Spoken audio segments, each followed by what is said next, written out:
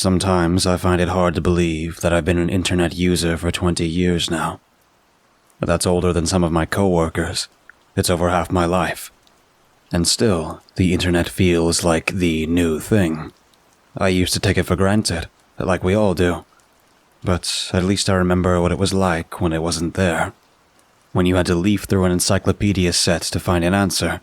When you could only find Gillian Anderson's picture in magazines. Or later, when songs took 30 minutes to download and full-length movies were almost impossible to find because no one's hard drive could hold them. First, getting online was super exciting. I mean, the first time I did it without supervision, because I knew I had something at my fingertips. I could type into good old Lycos, one of many pre-Google search engines, and there it would be. I was interested in naked celebrities and the paranormal back then. I was only 13, give me a break. I was so interested in the paranormal, I built a Fortune City free homepage all about the occult and the X-Files. I linked it to the darknet web ring, where all the best dark websites and homepages came together. Pages on spellbooks, goth babes, the occult, dark arts, and a gross-out page or two.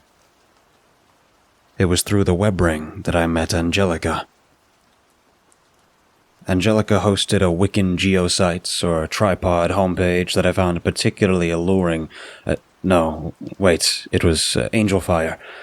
She just made the best of some cool animated GIFs, MIDIs, and frames. Amazing stuff at the time. Just like her, the page was creative and attractive, but also simple. The reason I bring all this up is she suddenly contacted me just a few weeks ago by email, asking, "What's been happening?" A catch-up question. We had almost 20 years of catching up to do, and this is the pure Angelica. She signed the email with her ICQ contact pin. I enjoyed the quaint touch. It'd be like someone in the 90s sending a letter with a wax seal, right? Advertisements. I replied back with a summary of how my life had gone over the past 18 years or so since I'd last communicated. 18 years. Makes you think. She shot back a response almost immediately, asking for details. We exchanged a few emails this way. I was pretty excited to come home from work and write to her, actually. Nothing romantic. It was reconnecting with my past. It's a strange but addictive feeling. Soon, I started to notice something just a little off. She never really answered anything about herself. She ignored my suggestions that we talk or text on the phone. All she wanted was to know more about me. It got me wondering, like maybe she's dying and just doesn't want to say. So, I asked her. I asked why she wasn't sharing and if there was something I should do. I started reading over her previous messages for clues, and I noticed something that didn't occur to me at all until then. Her email address was at globetrotter.net. It may not mean anything to you, but it struck me as strange. You see, Globetrotter was a Canadian ISP way back in the mid-90s. I didn't even realize they were still hosted. I know a lot of people still have their old email addresses for sentimental value and all, but it's like she was purposely trying to be old school. Something about it creeped me out, like she was trying too hard to make me feel nostalgic or something. Again, I didn't have to wait long for her reply. Oh, she didn't answer my question. She asked me, "Hey, do you remember the hole?" I don't know why then, but the moment I read that sentence, I felt uneasy, like I was being watched. I had a hazy sense that I'd dreamed about something called the hole once. Whatever it was, I was instinctively repulsed by it. I couldn't remember anything solid, though. In my head, I went over IRC rooms, websites, newsgroups, web rings, all the old internet stuff, and came up empty. She sent me another email before I could even reply. "You don't remember? The hole was our little secret. Not many knew about it, even fewer how to find it, but we found it. It was right there all along. Sometimes when you load Darknet in Netscape, there'd be a tiny black dot in the bottom left corner in all this blank space. You had to hover over it exactly and click it. Then, you'd be there. You'd be in the hole. You remember it now, don't you? Advertisements. She was right. I did. I just didn't remember ever calling it the hole. What I remembered was that secret little space we found. I remember it was like the browser didn't see it as a real website or something. There wasn't even an address to copy and paste from the bar. It was just the letter M. I tried everything to pin it down to an IP, but M was all I could ever find. Another thing I remember is that I never liked that place. Not at all. There was nothing there. It was all empty. I remember being excited the first time we found it, because it was something hidden, and it felt like somewhere we shouldn't be.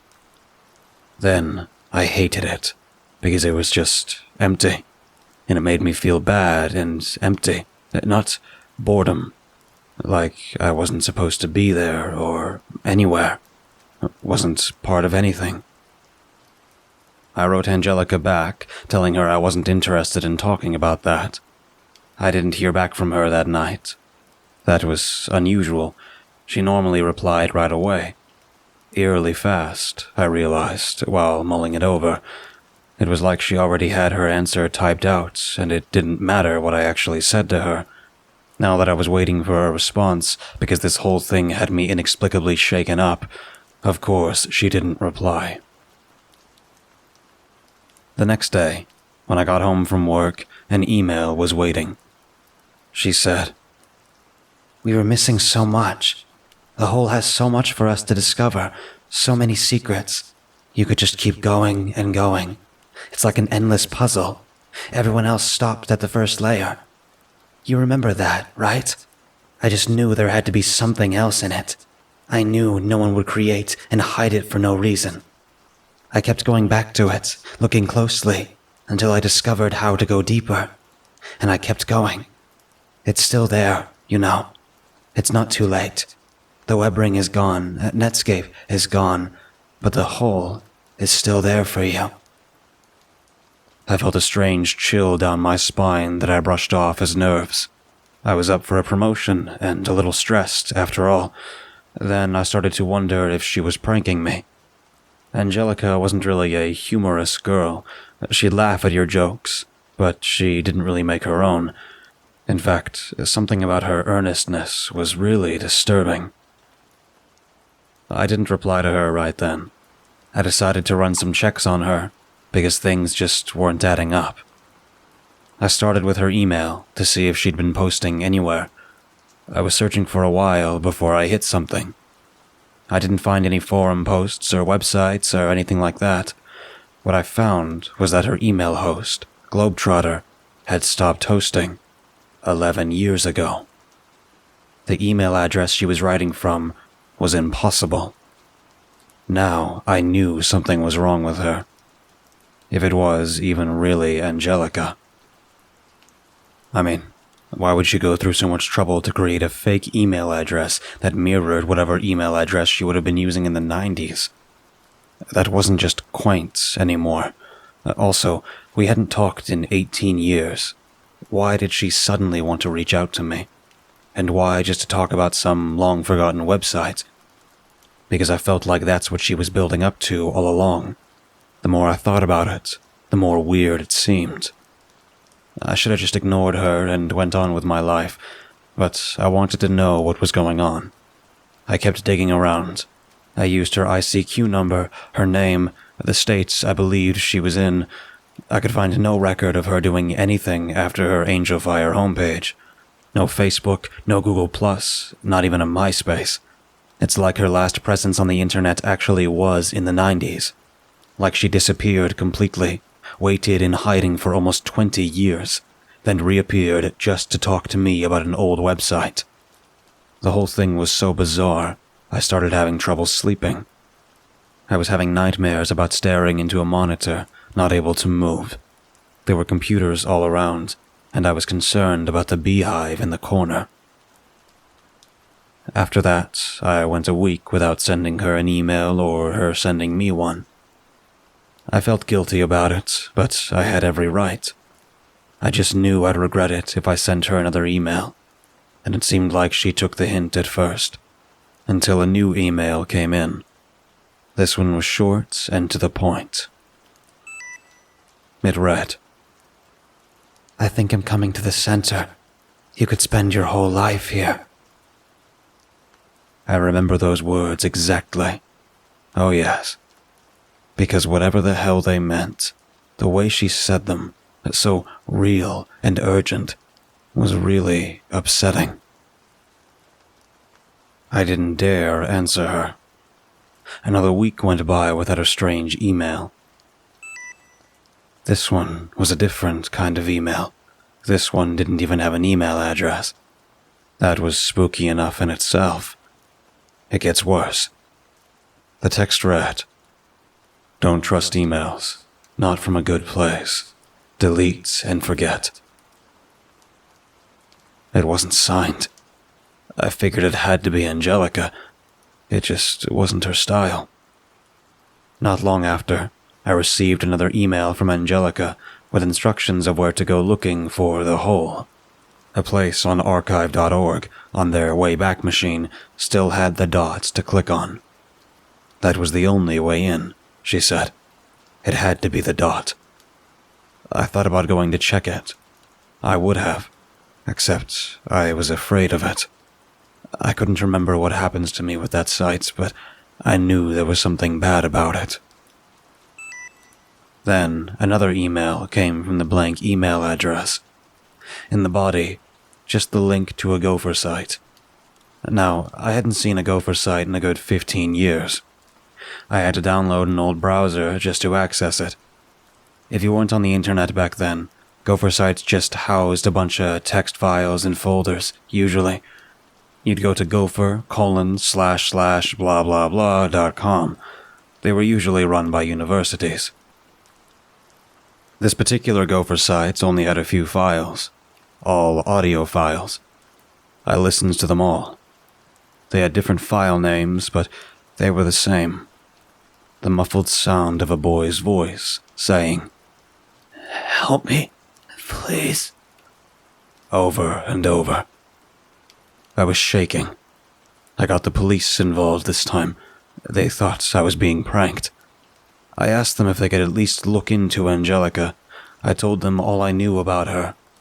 The only thing I didn't tell them is who I thought the voice was.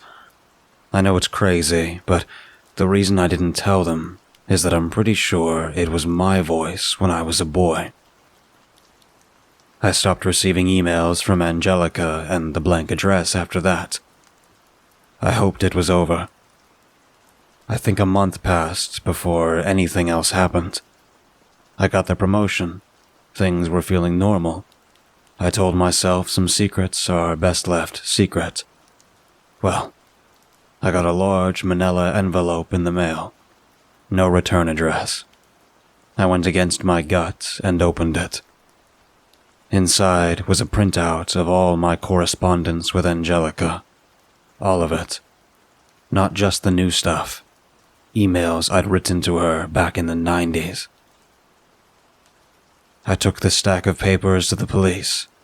This was evidence. They told me they still thought it was a sick prank. That struck me as odd. I asked them, but why sick?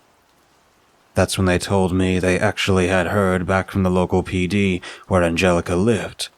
She'd been a missing person since 1999. Her parents offered a reward and everything. They never found her. No clues. One night she was in her room, listening to music, on the computer. In the morning, she was gone without a trace. I was so shocked I had to sit down. Maybe it was a prank. But then, what if it was her? Wouldn't her family want to know? Maybe she'd had a psychotic break or something. What's this stuff about the hole? And what about the blank email address? I didn't have a clue. The police were no help with the questions, and I was pulled back in. I decided to go looking for any contacts I could remember from the time when I was speaking to Angelica. Anyone who would have known both me and her. We had a few mutual contacts, mostly people from the web ring, but also people we introduced to each other. Just not many I remember by their real names. Actually, none. There was one guy. He went by the handle Rapskellion42. He was an odd guy, into hacking and anarchy, the good, clean internet taboos we had back then. He'd been on the net forever, since the days of bulletin board systems. That guy, if he was still around, he'd probably still be going by the same username. So, I got to searching. Not only could I not find any trace of a Rapskellion42, I couldn't find any Rapskellion at all. He was all over the web that day, so that in itself was weird, like someone scrubbed any trace of him. That's when I got the idea to go dig out my old computer. It was an old 1997 HP running Windows 98. I had it stashed in the basement since I went to college. It would at least have all of my old contacts stored just where I left them, if it would even load. I had to wait 5 minutes for it to boot up. Then I got the Ethernet cable plugged in. It was like it had just been in sleep mode for the past 2 decades. And there they were. My desktop icons for IRC, ICQ, Netscape, and even Napster. Napster. I learned there was more to music than the radio from Napster. Some good memories. I honestly wasn't sure ICQ would load. I believe ICQ still existed in some form, but I just doubted their servers would still accommodate the old software. One of the key features of ICQ that made it so ahead of its time was that, besides being the only instant messenger, it also allowed offline messaging. I mention that because not only did ICQ load, but it loaded with a message. That perturbed me a little, because it's like it was just waiting for me, knowing I'd booted up. Except for one detail. The message was dated from November 1999. It was from Angelica, so it had to have been sent right before she disappeared. It just said, "You coming?" It sent a shiver down my spine. Where was she going? Could I have helped her if I had seen it in time? Why'd she act like I knew? Even weirder is that I'm sure I'd been on ICQ after November 1999. I'd say I used it up until 2001 or so. That's when I went to college. It's like the message got trapped in the server all that time, and I was only getting it now. I closed the message and looked for Rapskellion42. I was hoping just to find an email address on his ICQ info. I really didn't expect to see a green onion icon beside his name, but that's what I got. That only added to how unsettled I was. I almost had to check to make sure it was really 2017. Anyway, I fired off a message to Rap saying, "Hey man, long time no speak." I didn't want to just start with business after all that time. I was relieved when he replied back with a friendly hello and asked me how I was doing. After exchanging pleasantries and catching up a little, I had to ask him why he was still using ICQ after all this time. He said it's because of Y2K. "Y2K really happened," he said. "It just didn't happen the way everyone expected. It was way more insidious.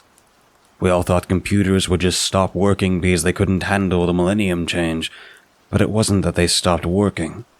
Something happened inside the connection of things. Something bad. The old equipment would be fine as long as it didn't get patched. But everything made after December 31st, 1999 would be tainted. That's why he still used ICQ and never let go of his net zero dial-up connection. I hadn't heard a Y2K conspiracy theory in a very long time, so that was interesting. I chose to ignore it and asked him if he knew about Angelica going missing back in '99. He said he didn't. He figured she just dropped off the internet, but he said it's no coincidence that she went missing right at Y2K. A lot of strange things happened then. The world changed. Only a few people even noticed. Rap was always a little on the fringe, but what he was saying was strangely upsetting. Maybe it was just hitting too close to home. If that last message really was sent November 1999, then he was right. She disappeared right before Y2K. Given his views, I went ahead and told Rap everything that had happened. He believed me.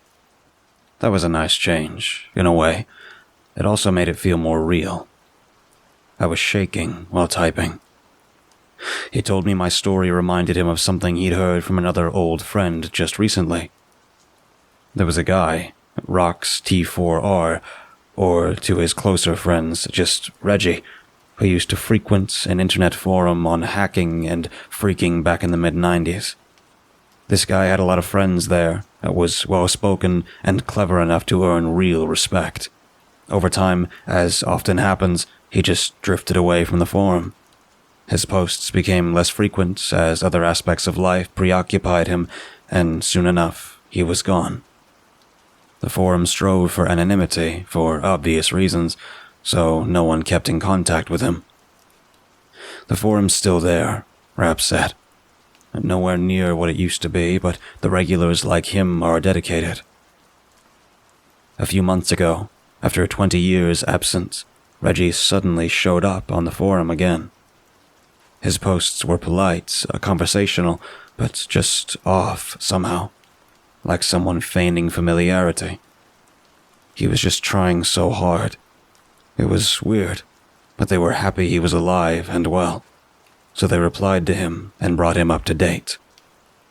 Then, without acknowledging anything they said, he started making post after post about how his life was revolutionized. He found a whole new frontier of hacking.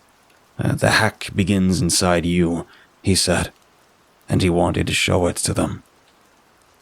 The forum folk were flabbergasted by his odd behavior, so they started interrogating him. He went silent for about a week. Then he sent one last message, saying, "I love you guys so much," with a tiny URL link. Rap's friend thought it was all a joke, and that Reggie was just leading the whole forum up to an epic Rickroll. He didn't click it, because he didn't want to hear any Astley, and he was busy with something else. He came back to the forum later and decided he was going to go ahead and click the link anyway. It may be something legit. On a whim, he refreshed first to see if anyone replied saying what the link was. He sees a post in reply with a very trusted and respected member of the forum saying, in all caps, "Do not click that link, whatever you do, and that is not Reggie." For an old pro to use all caps, that was serious shit. Even I knew that. So that was enough to dissuade everyone from clicking. The fake Reggie deleted his account immediately. The forum moderators and others tried to figure out who the guy was, but no luck.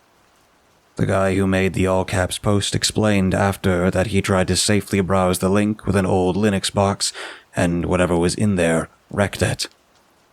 And that box had security out the wazoo. He couldn't explain it. Also, before the computer wiped out completely, he said he thought he saw something. The regulars pressed him to say what it was. He made them promise first that it stays with them. He said he saw a picture of his daughter on the screen. She died 5 years ago. There were no pictures of her on the computer. Worse, he'd never seen that picture before. That, more than anything, convinced him to post the warning in all caps.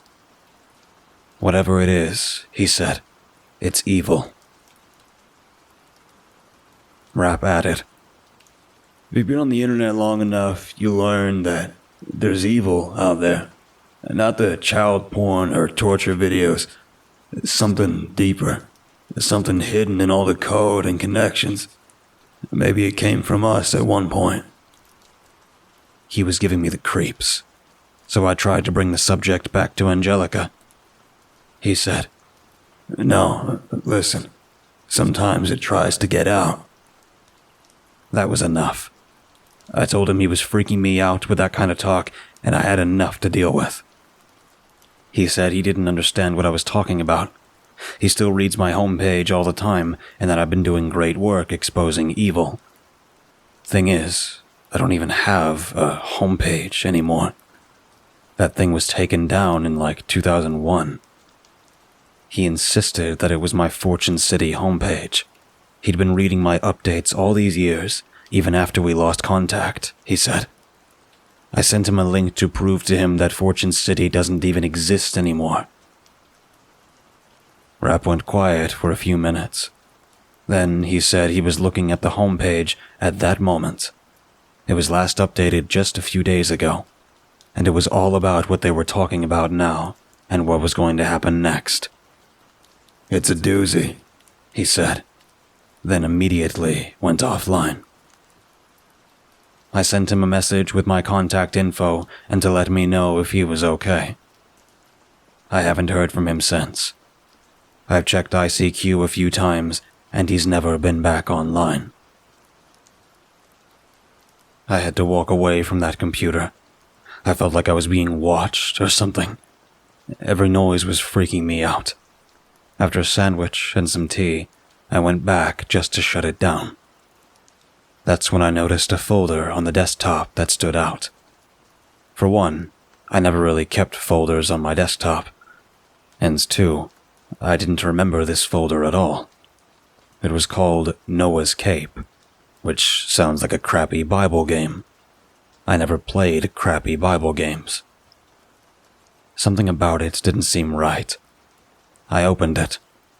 Inside were all pictures and WAV files. My instincts told me to get out of there. One picture after another was just kids. Teens, boys, and girls sitting at their computers. None of them seemed aware that they were being photographed. The pics all seemed pointless. All I know for sure is I didn't take or download those pictures, ever.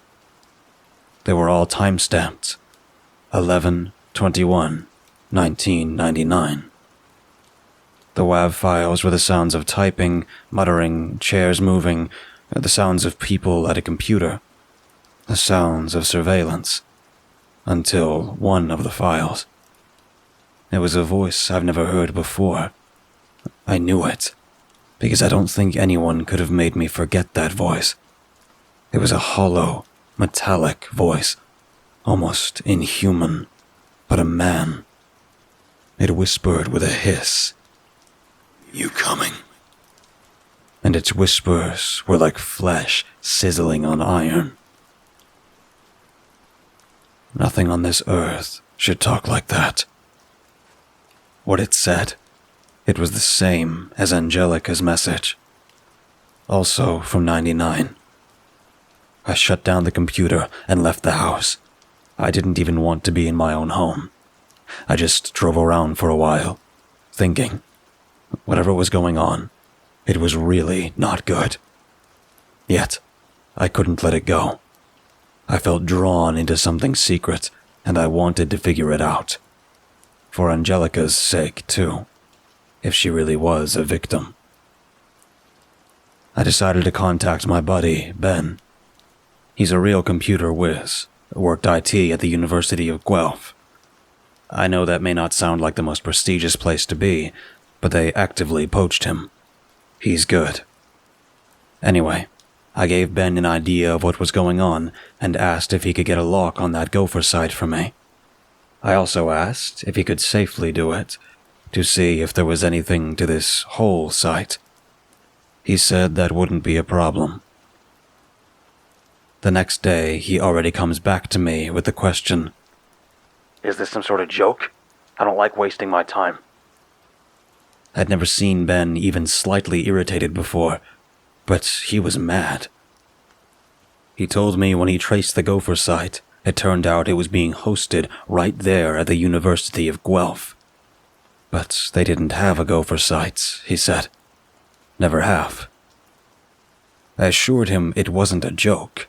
I wasn't in on it.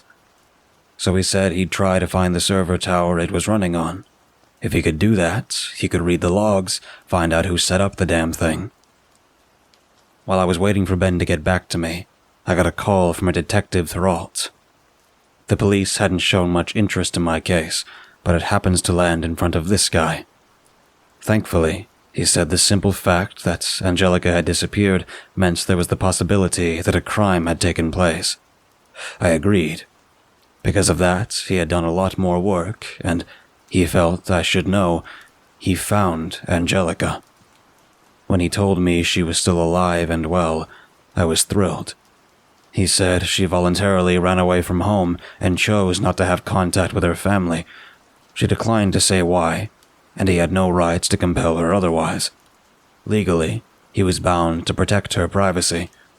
The point is, there was no crime. However, when he told her how it came about that he went looking for her, she asked him if she could speak to me.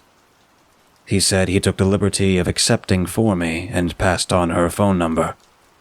I thanked him heartedly. It was the first bit of good news, the first real break in this mess. As soon as I hung up with the detective, I called her. I was nervous. It had been so long, and I was excited to hear from her again. She answered quickly and asked if it was me. I told her yes, and said it was nice to hear her voice after all this time. Then she said, without any pleasantries, "It wasn't me sending you messages." I told her I'd figured that much out already. "I don't think you understand," she said. "I have never, once in my life, sent you any sort of communication. I don't know you at all." A part of me was screaming, "She's lying." She just sounded so certain. It almost felt like drowning. Because if she wasn't lying, a whole chunk of my youth was a lie. I told her all I knew about her, personal things, and she said that they were true. I told her how I found her through her Wiccan homepage on Angelfire, and I described the page to her and the web ring. She said she didn't make that thing, and I should never have gone there. "It's bad," she said, and wouldn't elaborate. "What do you mean?" I asked. Then I told her all the details I knew of her personal life, about her likes and hopes and dreams and her family. She said it was all true. But whoever told me about it, it wasn't her. That's why she wanted to talk to me now, so I would know the truth. She remembered how it used to happen every now and then a long time ago. She would have people tell her that they talked to her online all night, but she knew she'd never spoken to them. And they'd tell her she was doing things she knew she'd never done. That she was asleep, or sometimes not even in town. Then they'd get weird or disappear. She remembered this one time she was doing her math homework, and a random guy messaged her with the solution to the problem. She was terrified, but she asked him how he knew her math problem. Was he spying on her? And he told her no. She asked him for help. She didn't believe him, so he sent her a screenshot. The message was from a day ago. She'd just gotten the homework that day. She said the worst it got was when she messaged a close friend of hers she saw online on ICQ. Her friend replied with, "Who's this?" She thought it was just a joke, so she said something silly. She didn't remember what. Her friend said she didn't think it was cool to be hacking Angelica's account, or if this was her brother, to knock it off. Angelica swore it was her, and her friend replied, I know you're not Angelica, because Angelica's sitting right here with me." She knew this friend wouldn't joke like that. She didn't have the imagination for it. Whatever it was, her friend really believed she was in the room with her. But she wasn't. Her friend always insisted she was there that night. She said Angelica was showing her her cool new homepage. The friendship fell apart after that, because her friend got strange. That was the first she'd ever seen of the homepage, and she knew it was bad juju. I asked her if she'd ever heard of the hole. She went silent for so long, I thought we lost connection. She said she's still there. She just never expected to hear that again. There was this guy who used to harass her back when she was just around 12 or 13 on IRC. He called himself Holy Moses. He started off nice. He seemed to understand all her problems and to know what she was thinking. At 12, that felt romantic, but she noticed weird things, like he didn't seem to have any life or personality. Any time of the day, he was always online and active, but no one knew anything about him. One day, he started telling her strange things, like, "Do you remember the 3 men dressed as bees at the Halloween party?" She didn't know what he was talking about. 8 years later, at a college Halloween party, she saw 3 men dressed as bees sitting in the corner of the room. They weren't doing anything, just sitting still and staring at the floor. Then they turned to her, and their eyes looked so black. She ran out of the party. Another time, he told her, "You can drink and smoke, you know. You died in a car crash." It scared the life out of her. She briefly wondered if she really was a ghost, she said. When she told him to stop telling her things like that, he said there was a place she could go that was for special people only, and she'd never need to go anywhere else. It was a place on the internet that was infinite in all directions. She said she remembered him saying that specifically, and everything she needed would be there. It was called The Hole, and she just had to send him a message with the letter M to get there. She actually tried to do it, because things weren't going well for her, but she sent the letter N by accident, because her hands were shaking. Holy Moses went offline, and she didn't see him after. Until 2010, when she got an email from the New Commandments at holymoses.com saying, "You coming?" If anyone was impersonating her, she said that was the most likely person. At the time, she was so naive. Looking back on it now, talking to me, she said he was the creepiest person she'd ever encountered. Just thinking of him creeped her out, and made her afraid he'd sense it somehow and come for her. "I don't know you, but I told you all this for a reason," she said. "What you're digging into, be careful. There are a lot of very bad things hidden in the old internet, things the Twitter and Tumblr generations will never see.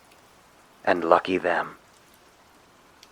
She promised we'd never speak again, and bid me a good life before hanging up. I was left reeling. What she said meant whoever I spoke to for years in my teens. I didn't even know who that person is. It was all a lie. And why? What's so interesting about me? I wondered how much else in my life was trickery. Before I could dwell on it too much, Ben called me back. He said he'd managed to track the server to a storage room in a sub-basement below his office. He was aware of the basement, but it was abandoned years before he even started working there due to ventilation and mold issues. It's just full of old IT crap now and some storage lockers. Someone had set up the server in a storage closet, and the closet itself was completely obscured by old computer equipment, probably for years. He figures that's why it was never found, meaning the server had been running under their noses all that time. When he gets in, he sees an old desktop hooked up to a landline. Beside it, he saw a notepad with "Please stop" written on it. That alone made him want to get the hell out of there. The whole place is covered in thick dust, too, and his allergies were acting up. Somehow, the server was still running. He has to hook up a monitor and keyboard just to interact with it. One thing he said in passing really disturbed me. He said, "The ironic thing is, the server was built with an auto shutdown date, and the date was the same day I was there to shut it down. Dude, it's like it knew I was gonna be there that day. He said. After shutting it down, he went and told his manager about it. Just a fun IT anecdote. His manager told him there's really only one man who could have set that up. Back in the early 90s, he said, a guy worked in the departments they all called Milky, because his last name was Melke, and he was really white. He was a little eccentric, too. That had nothing to do with milk, it just happened to be true. Then he had a burnout, and he got a lot eccentric. It started with him pounding his desk. The manager at the time asked him if he was okay. According to Ben's boss, he answered with, "There's no way out." Then he heard Milky say something like, "You think you exist, but you're just another part of it. Everything is just another puzzle. Do I exist?" After that, the rest of the department started getting nervous around Milky. You just got bad vibes around him, the manager said. It got worse. Every day around 3 p.m., Milky started standing in a dark corner of the office, facing the wall. He'd mutter some things. The guys joked that he was at his prayers, but he'd always come away looking more upset than anything else. Once, a new guy asked him if he was a Muslim, and he replied with, "I'm sorry." The guy asked what he was sorry for. "It was telling me how your children died," he answered. Towards the end, before they fired him, he started telling them about how he found a place on the internet that wasn't made by humans. The guys joked that it was Skynet, but he said it wasn't created by machines either. It was always there. The internet just found it by accident. It showed him things he couldn't unsee. Ben's boss even recalled that he started to tear up. Ben's boss told him it was sad to see such a smart guy clearly losing it. Even though Milky was never caught stealing anything, equipment disappeared during his shift. Probably the equipment that went into the server. When they fired him, he told them that the secret place got into his head, and that he'd sometimes wake up in strange places he had no idea how he got there. They never saw him again after he left that day. Ben said, after that story and that creepy gopher server, he straight up refused to look into the hole. I told him it really wasn't that bad and to quit being a wimp. That's when he said he hadn't told me everything. The server had a link up, through the phone line, to a really old webcam. One of those low-res webcams, where the image updates every 4 seconds or so. It had been running non-stop since '97. All of the saved images just showed the front of someone's house. The same house back to '97. He sent me some of the photos, because he knew what it was. It was my house. "Why would this guy have been spying on you all those years ago, man? How do he even know you? It doesn't make any sense, and it honestly scares the shit out of me." And here's what I told him. The thing about the webcam is, I just bought this house 2 years ago. That camera was pointed here before I even moved in. It was just an astronomically improbable coincidence. At least, that's what it should be. But I didn't believe that's what it was any more than he did.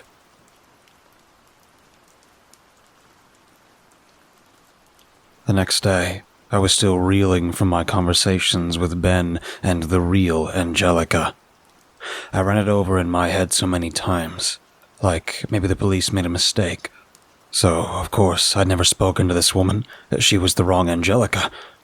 But no, I knew everything about her. Someone systematically deceived me for 2 years, and someone had been recording a house I was going to move into for 20 years, and someone had recorded me while I was a boy. What happened 20 years ago to cause all of this? It was so insane. I started questioning everything. I felt I was being watched constantly. I started to wonder if my mom remembered anything. She saw me more than anyone at the time, naturally. When I called her up, she said she was expecting me to call. I generally didn't call during the week, so I asked why. She said because of my little prank. I grew concerned immediately. I wasn't pranking anyone. I tried to calmly ask her what the prank was. She said the two guys. They showed up with a note from me to let them in. They didn't say anything or do anything. They've just been sitting there with their chairs pulled together in her kitchen, just looking at the floor. You don't recognize them at all? I asked her. She laughed and said no, but I think she was starting to realize I didn't know what was going on. They're dressed in bee costumes, she said, almost as an afterthought. I told her to calmly get out of the house and call the police, because I didn't have anything to do with this. She said she was upstairs. She'd have to go past them to get out. I told her to keep me on the phone until she got out. I listened carefully. It seemed to be taking forever. Finally, she said, "They're gone. The front door was left open." I told her to call the police right away and check in with me in a bit. While talking, I absent-mindedly walked from my office to my own kitchen. My front door was also open. And not only was it locked just a moment ago, but it seemed like quite a coincidence. I closed the door and locked it. Then I looked all around the house with a kitchen knife in hand. I have a one-story with a basement, so it was easy enough to cover all the hiding places. Fortunately, there was nobody, so I tried to tell myself I just didn't close the door right. Until my neighbor came over and asked me if I was having a costume party. I said no. That's when he told me he saw two guys in bee costumes leave my home. They just walked straight across the road and behind the neighbor's house into the woods. How can they even see in the woods at night? He asked. I picked up my mother and we went straight to the police station. I figured this one would be best in person. All these strange events barely seemed coherent, but I got the feeling it was all connected in some way. The police were baffled. They admitted someone was harassing me, but without more evidence, there was really nothing they could do. When we were making the reports, my mom told me she was thinking about something just after this happened, because it struck her as odd. Do you remember how you had this dial-up modem, and when you'd run it, you could swear you'd hear a little voice inside talking to you? The way she said it, like it was nothing, sent a shiver through me, because I don't remember that at all. What? Was all I could say. This is what she said.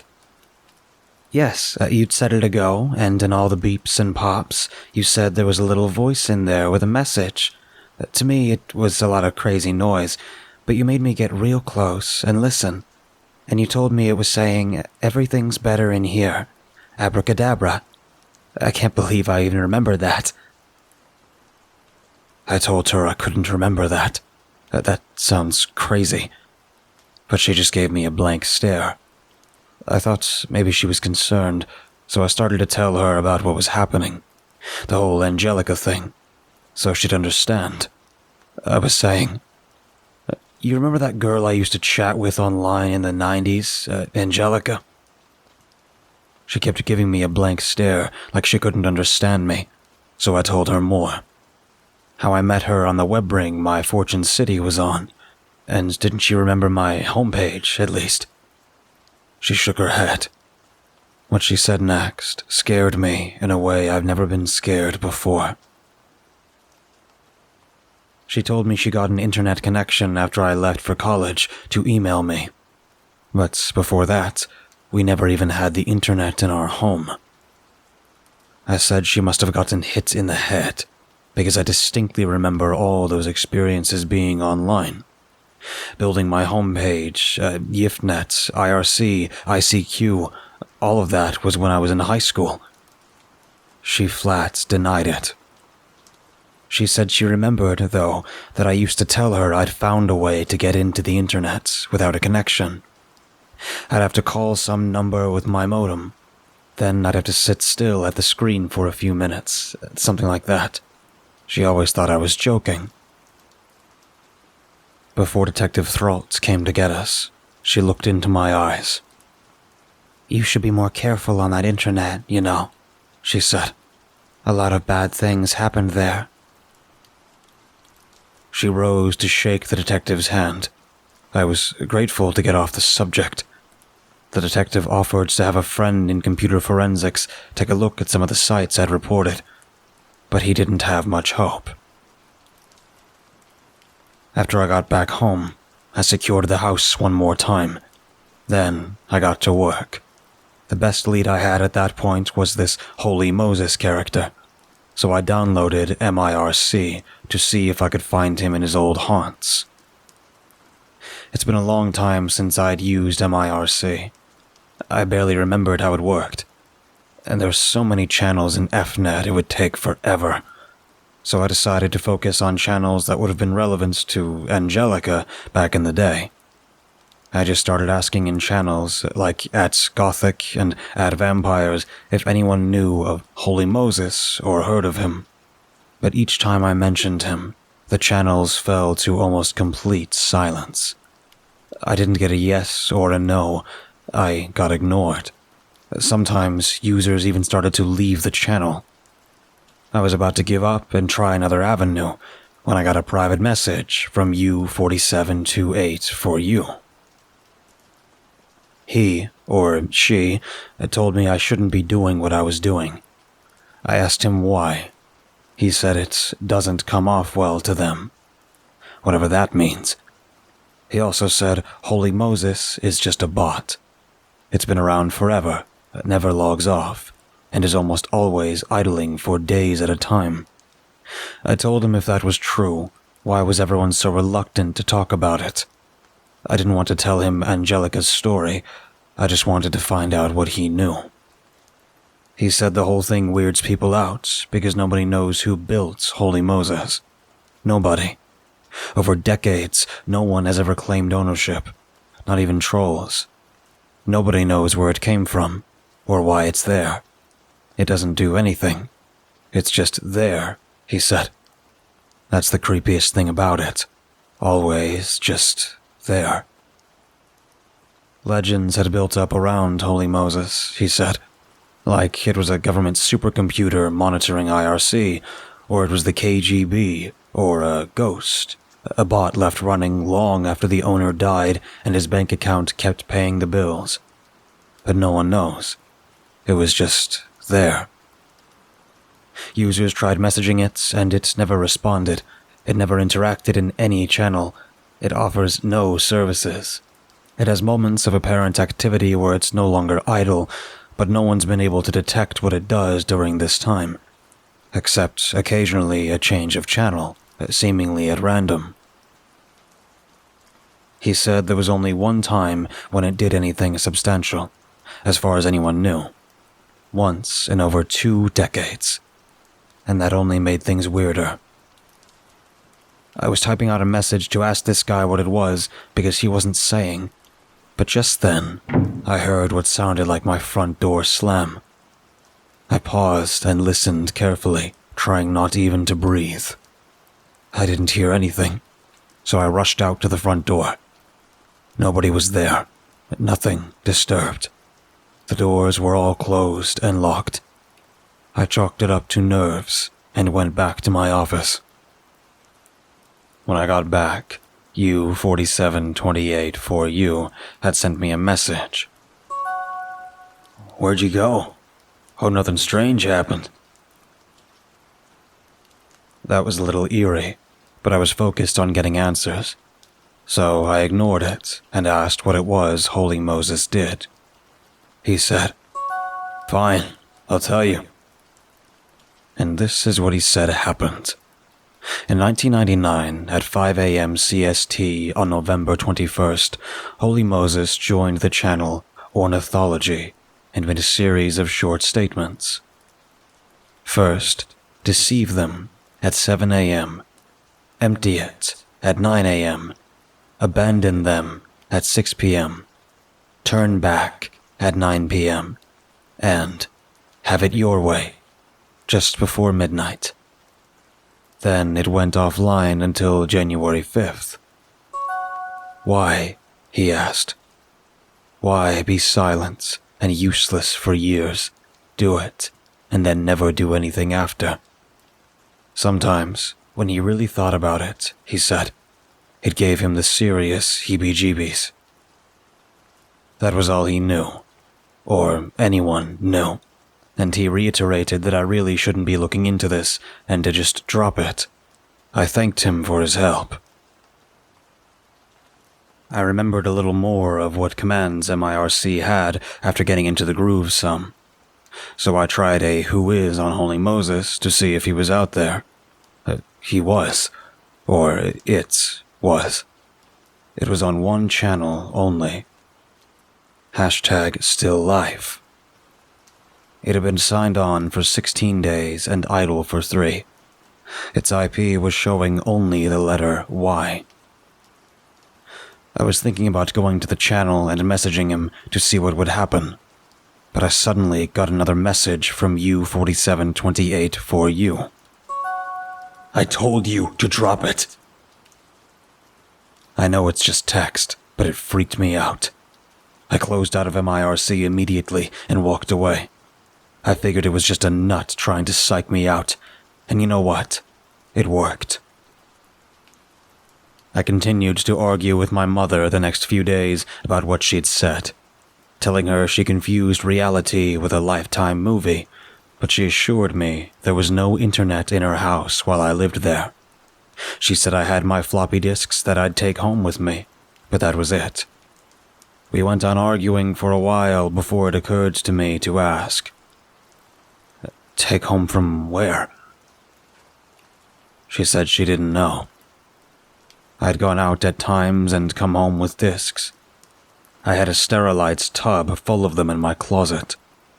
None of them were labeled, so she didn't know how I had any idea what was on each one. But I seemed to know. She remembered how I'd dive into my bin and dig around through all the black discs and pop up with just the one I wanted. Generally, she didn't intrude on my privacy, she said. She just saw me do it a few times. Of course, I didn't remember any floppy disks. Either my mother was becoming senile or I was losing my mind. Both possibilities were upsetting. My mom's a really good person. She'd had a rough time since my dad died a few years ago, but she was super caring. She didn't like to see anyone hurt, and she could see I was truly upset, not just trying to be right. So, she gave me a big hug, and she told me I should ask Ricky. Ricky. I hadn't thought of him. Ricky was an old high school buddy of mine. Well, we were friends from grade 2 until he left for college.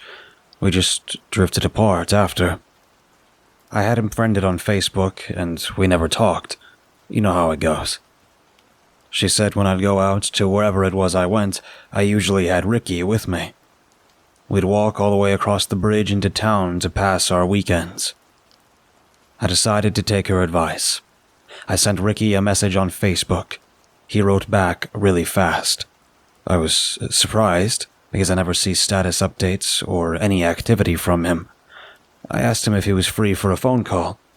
I was scared about having another internet-only conversation, frankly. Facebook said he was typing a reply for about 5 minutes without anything happening. I was wondering what the hell novel he was typing. Then my phone rang. I didn't recognize the number. I know I never gave my number to Ricky, so there's no way it could be him, I thought. While I waited, looking at my phone, Ricky started typing out periods over and over. I answered. The voice on the other end sort of sounded like Ricky, as much as I could remember, but like he was really far away on a beat-up CB. I don't know why, but it made me feel weird and uneasy. I said I think we had a bad connection. He said it's the best possible and that he knows. I was about to ask what he knew when he said, Alt.rec.birdwatch, and hung up. I got a message on Facebook saying, Nice catching up. He wouldn't answer anything I said after that. I asked folks I knew if Ricky was okay. Apparently, he was in a car accident years back and was mostly bedridden. I made a note to try to visit him someday. Anyway, alt.rec.birdwatch is of course a Usenet newsgroup. I used to browse newsgroups all the time as a teen, mostly for the porn. I was surprised they still existed. Now I had to look up how to get to them. I remembered being able to do it through my email software, but apparently that's not a feature of Outlook anymore. So I looked up newsgroup readers and found one I'd used back in the day. Then I found some servers and started looking for alts.rec.birdwatch. When I finally found it, it turned out to be mostly British upskirt pornography. I didn't understand why Ricky wanted me there, until I saw a post with the header, "Remember the dog," and instantly felt clammy and cold. I don't know why, but there was something to it, something I couldn't put my finger on. This is what the post read. Everyone remember how sometimes you'd go in there and it'd be all dusty and no one was there, like it was abandoned years ago, but you could still go sit at a computer and get online? And remember how sometimes you'd go in there and there'd be these people there and they were really weird? They just watch you like you were a rat in a maze, and sometimes they were in costumes. Anyone remember the dog? Sometimes there were no people and there was just this dog at the counter. I think it was a golden retriever. It never panted. I watched it. And sometimes it'd make you do things. That was it. And that was enough. I was trembling and I didn't know why. It didn't look like anyone had replied to the message and it had been posted 3 years ago. It seemed so out of place. I kind of started to remember. I remembered at least that there was an internet cafe in town. It didn't last long. Like most internet cafes, it popped up around 96 or 97 to take advantage of the internet craze and let people who didn't own computers experience the wonder. When personal computers became more common, they died a quick death. This cafe was popular with the teens in 96. It got stale after that. That's when something happens to it. It changed management or something. It's changed. We tried going back to hang out, but most kids didn't want to be there anymore. I had some friends who just wouldn't go, or say why, but Ricky and I would hang out there all the time. Why couldn't I remember that before? Maybe Mom was right all along. Maybe that's where I was on the internet. I replied to the newsgroup message with, "Why wasn't I able to remember?" It was a long shot, since the post was so old. Then I started looking through the other posts to see if there were others like it. There were others. They were all vague, but I knew what they were about. I knew. Someone posted, "Sometimes when we were hanging out, we thought we were there for just an hour or so, but when we came out, the whole day had passed. And when we talked about what we did there, we had completely different stories, even though we were together the whole time. It was like an acid trip, and we were stupid kids, so we kept going." The Egypt. That's what the place was called. None of those people would say its name, but I remembered it then, suddenly. That strange little internet cafe just behind the post office, where I didn't even realize there was commercial space before. The Egypt. Someone else posted, "There was this one time when my friend dragged me along, and I didn't feel like being there. The owners or staff or whatever weren't there for that day. It was the dog. I don't like to think about it. Remember how it never panted? Somehow that sticks out after all this time. We were just goofing off, nothing special, when I looked over at my friend's screen. He was watching a live webcam of my bedroom, just staring at it. I'm thinking this is a dumb joke, but it pisses me off. So I told him that was weird, and I was not okay with a webcam in my room. He just said, "Something's going to happen." It gave me the heebie-jeebies. He wasn't joking, and it didn't even sound like him. Here's the thing that gets me the most. I decided to leave, but I needed to piss first. On the way out, I go over to my buddy, and he's still watching the webcam. That annoys me. But worse, when I look at the screen, someone's in my bedroom, ransacking the place. Under the mattress, in the drawers. I'm ready to go home and get one of my dad's golf clubs. Then the guy looks right at the camera and starts taking it down. I saw that dude's face. It was me. No doubt about it. That was my face. How is that possible? You're thinking the webcam wasn't live, but it was. Someone replied to that post with, "When you were in the bathroom, did you try knocking on the wall? Someone knocks back."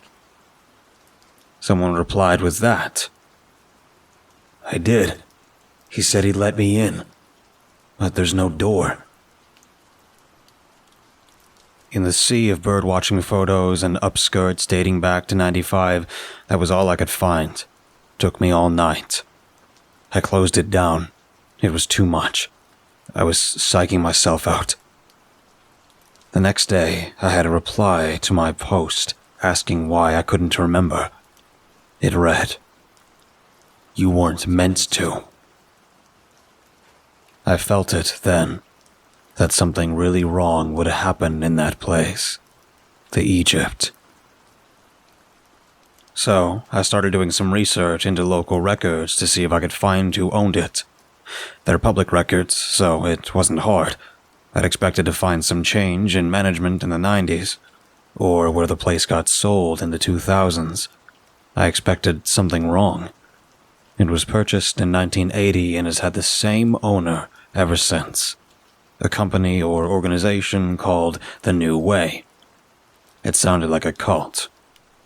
The weird thing is, that place was never used before the Egypt, as far as I know. In 1980, there wasn't really an internet. So, who would buy a place and do nothing with it for 15 years, just waiting for the internet to happen? It all seems too mysterious. Plus, there was nothing about this company anywhere. It's hard to describe how alone I started to feel at this time. I talked to some people in my life about what was going on, but their help was limited. That's why I decided to try to go back to alt.rec.birdwatch, if it was still there. At least there, someone might have a similar experience. So I made my post. I asked if anyone else had heard of The New Way. Then I waited. To my surprise, I got a call from Ben right after. He asked me if I'd done anything recently. I asked him to be more specific. "You must have done something, 'cause something happened," he said. I still had no idea what he meant. He sounded strange. His words were just slightly slurred, and there was no accent anywhere in his sentences. Just a string of words, almost like a robot, but not quite. And it had that distant quality Ricky's call had. "Something's happening right now," he told me. "I booted it up again." Advertisements. Ben was just the most rational, bland guy. Something was definitely wrong for him to be acting like this. I asked him if he was okay. He said that I needed to check my messages. I asked what messages. He insisted. "Listen, you have to check your messages. They've been waiting for you." The whole thing didn't feel right at all. I asked him again what messages he meant. All I heard was little whispering sounds. I thought I was losing him. But when I listened carefully and turned up the volume, I heard it. He was saying, "Please." Over and over and over. I felt a pit in my stomach. I asked if he needed help, if there was anything I could do. He went silent for several seconds. "Ben?" Still silent. "Please," He shouted so loud, I dropped my phone. I scrambled to put the battery back in with shaking hands, and then I called in a wellness check on him. I called the Guelph campus too, just in case. I didn't know what else to do. I'd never experienced anything like that.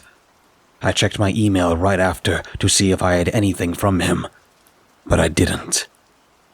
I had no voicemails. The only other message I could think of was ICQ. So, I powered up the old computer again to check on my ICQ account. It's possible there was nothing. I just had to make sure. It took forever to load, but there was a message waiting. It wasn't from anyone I recognized. The name on the account was Bernie Bush. The message said, Heaven. There was a link to an MP4 video. I clicked it. The download box said it would take 30 hours to complete, so I just let it go. I tried to reply to Bernie, too, but ICQ alerted me that the account was disabled. I also couldn't find any results on any search for such a person. I don't think Ben would ever make a fake account like that. But how did Ben know about the message? I got contacted by someone from Guelph University's campus security later that day. They asked me when I last spoke to Ben. I told them he'd just called. They said he hadn't been to work in a few days and has not been answering the phone. I was apparently the last one to hear from him. They recommended I file a missing persons report. I asked if his family should do that, but the dude just snorted. So I made the report over the phone to the Guelph PD. I was pretty worried about the guy. I hoped he was okay. I also hoped his disappearance had nothing to do with anything I got him involved in. The next day, I got an email replying to my post. I recognized the address. It was the same person who posted about the dog. She said I needed to call her urgently and provide a 1-800 number followed by what looked like a license plate number, 472 BMT. When I called, I got an interactive menu system for a tanning supplies company. When I listened to the options, I got the idea that 472 BMT might be how to navigate the menu. So I pressed each of the numbers in the order she said. The system said I was being transferred to an account specialist. I heard someone pick up the line. "You're starting to remember, aren't you?" A voice said. I think I gasped. She said she couldn't talk long, so I had to just listen. She wanted to tell me something that might help me. She said she started remembering about a year ago. She remembered the sessions in the Egypt. They preyed on vulnerable, misfit kids. Whoever came there got introduced gradually to this website called The Hole. Once they showed it to us, we had to sit there and study it, solve its puzzles. But it would change us. That's what they always said.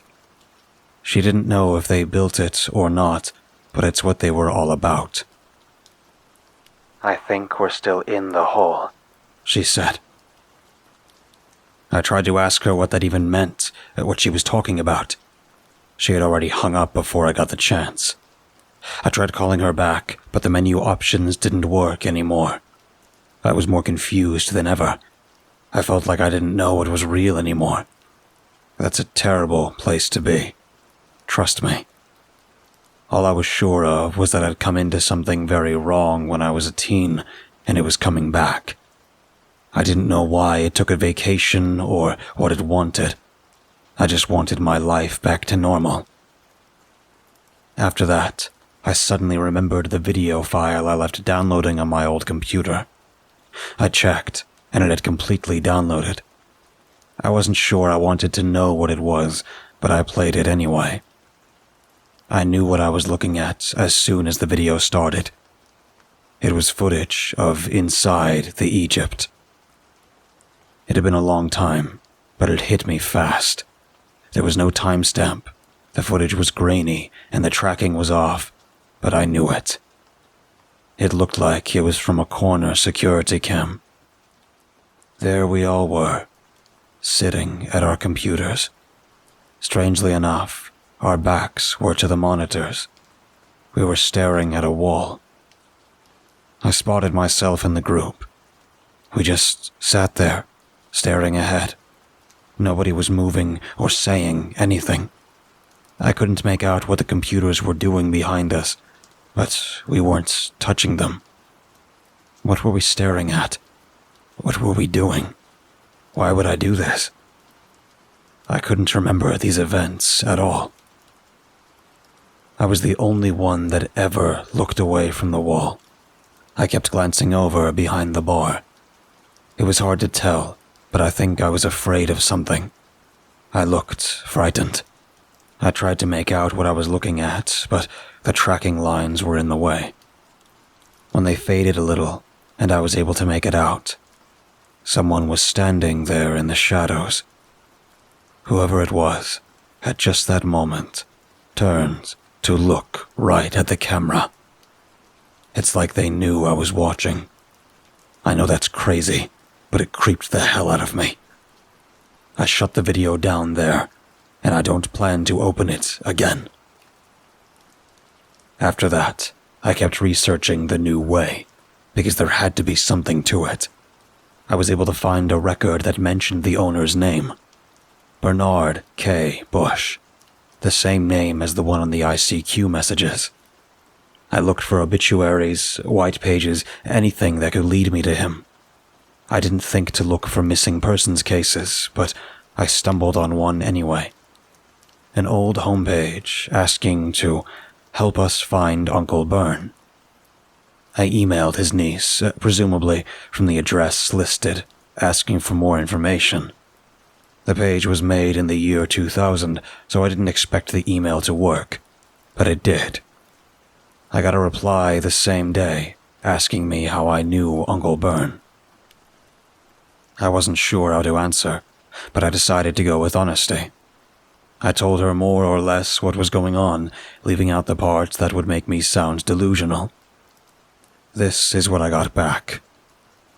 I'm going to put this all in one message because I don't want us to have to talk again. Uncle Bern was a good man. He used to be a rabbi. He raised me after my parents died in an accident.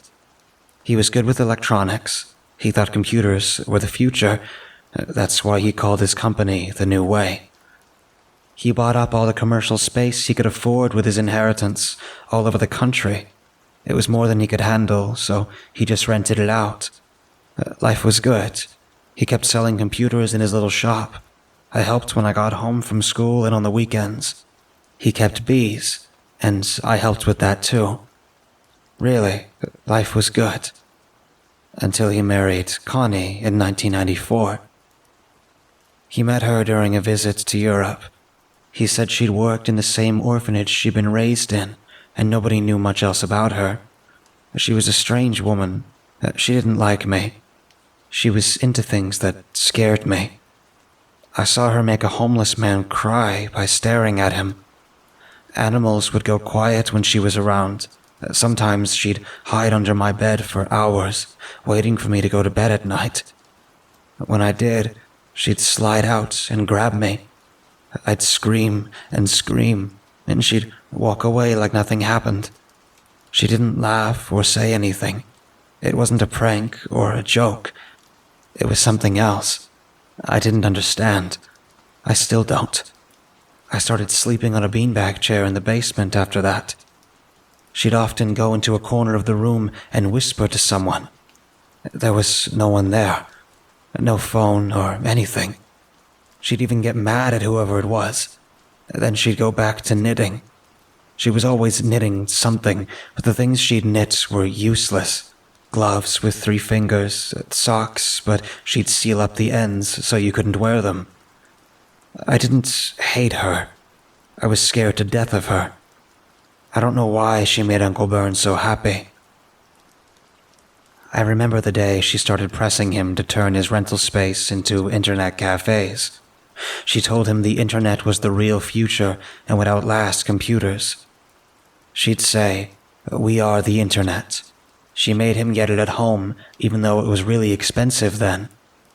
She had him go to this website she said didn't really exist, I remembered that because it always made me nervous when she talked about it. Uncle Byrne asked her who made it. She said she had no idea. Nobody did. She found it already made, just like everyone else. She told him it called to her. It called to everybody like her. At the time, I thought that sounded flaky. Now it just gives me the creeps. Uncle Byrne changed after that. They spent a lot of time on that website. I don't understand it. There was nothing there. I looked over their shoulder and it was all blank. But they saw all sorts of things. And when the internet cafe started opening, more people got involved. It was strange. They would sit and stare into space, and strange things would happen. Like, I could swear I heard a voice in my modem when I'd dial it up, and when I listened, it was saying, "It hurts." I decided it was all in my head. Another time, I got an email asking why wasn't I able to remember. I don't know why that message upset me so much. 20 years ago, but I remember it so vividly. One night, when I was alone with Uncle Byrne for once, I told him I wished things would be like they used to be. He said that's what everyone wants, but it can't be. He leaned in and whispered, "It talks, tells us things." He told me about how this is strange, and I didn't understand it, but I'll try. How human beings are set to be obsolete, and they need to upgrade for the new era.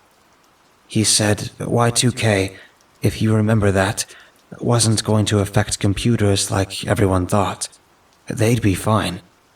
It was going to change people. Either you evolved, or you wouldn't like what's coming. I didn't dare tell my Uncle Byrne that this was crazy. I couldn't hurt his feelings like that. But I knew something bad was going to happen.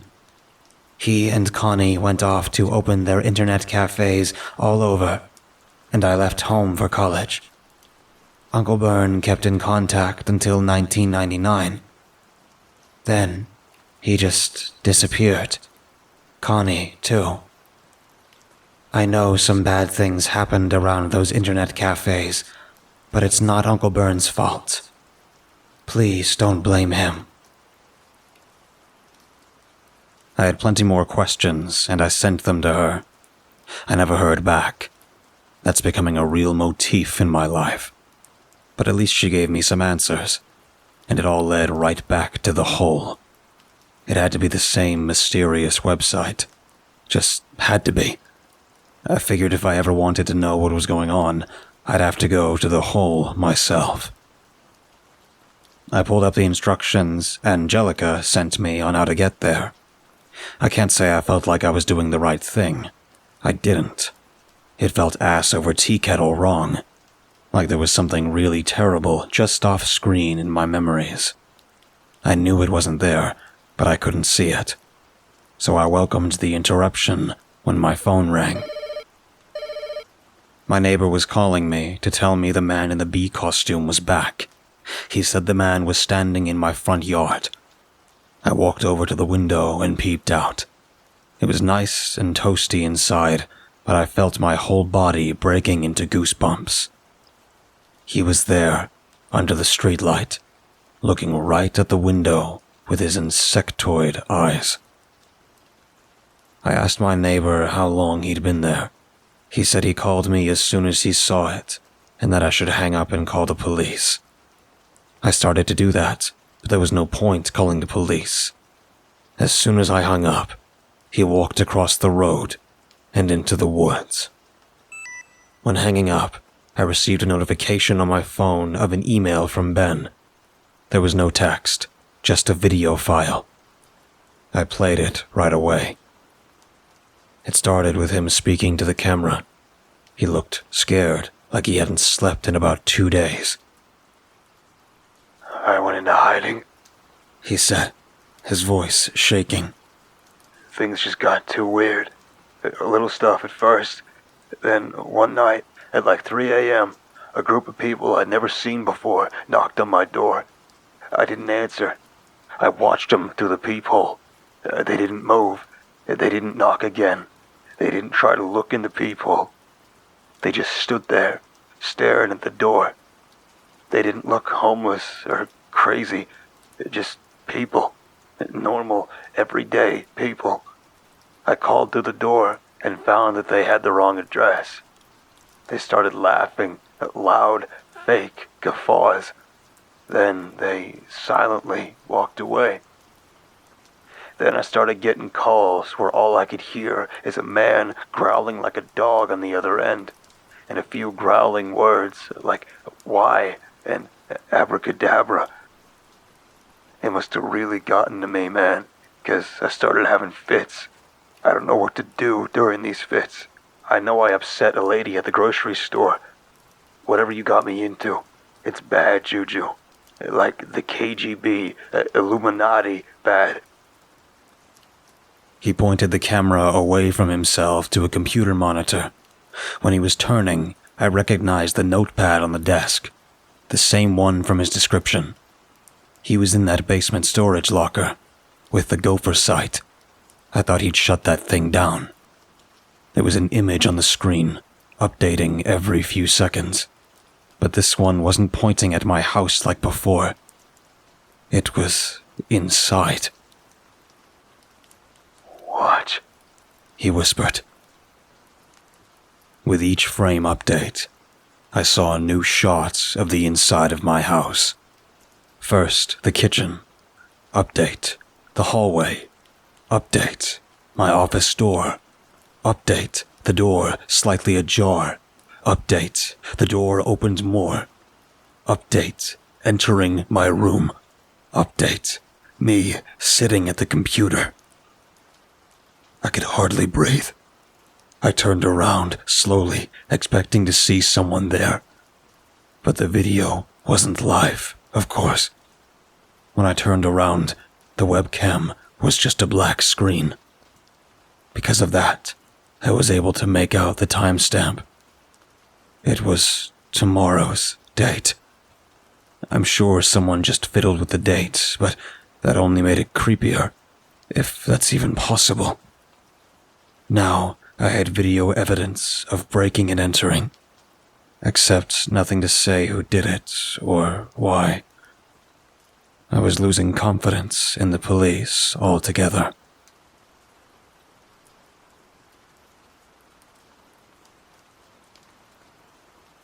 The last thing Ben said on the video is that he went ahead and traced that link I gave him to the hole. He was able to get a specific address. I knew the address he gave me very well, because it's a duplex apartment I grew up in. That didn't make any sense. Still, I knew if I wanted to know what was happening, that's where I'd have to go. My hometown isn't too far from where I live now. I moved to go to college. It's only a 4-hour drive away. My mom moved to be close to me after Dad died, so I rarely have a reason to go there. I heard from Mom when they decided to abandon the duplexes. For whatever reason, they couldn't sell or rent them anymore, and didn't have the budgets to renovate.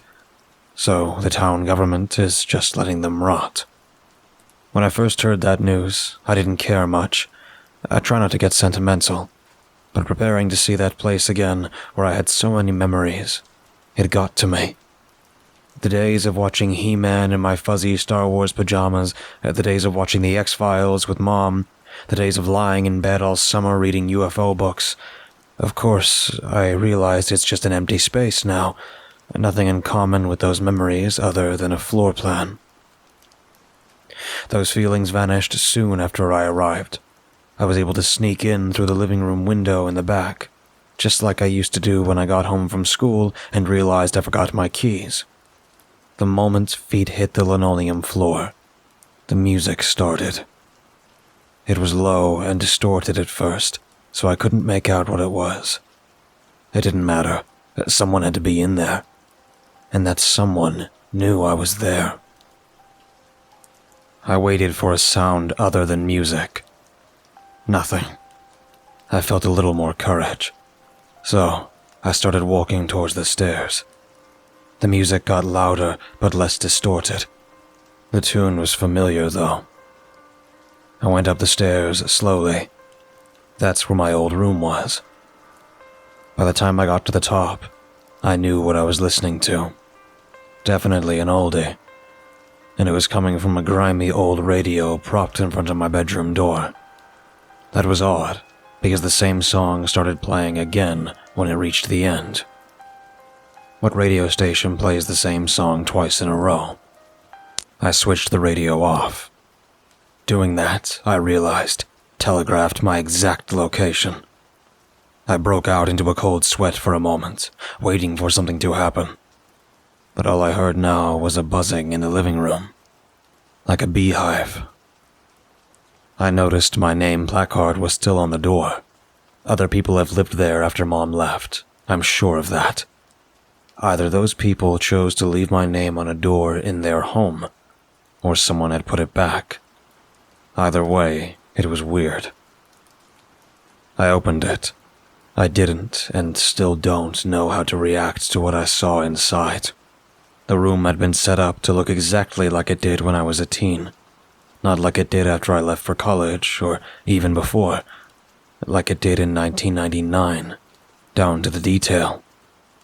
The Halloween lights around the desktop, Fangoria posters on the walls, my old Mr. T pillow on the bed. Someone had to have known my room in intimate detail to have done this. It was insane. Me, my mom, and Ricky are about the only ones. But there was some details that were off. At first, that was comforting.